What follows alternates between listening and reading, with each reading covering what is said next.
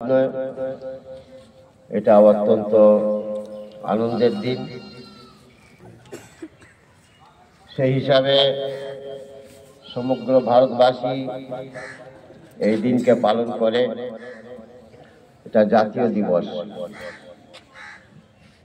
আমরা সকলে জানি আগ্রাসী ব্রিটিশ শক্তির হাত থেকে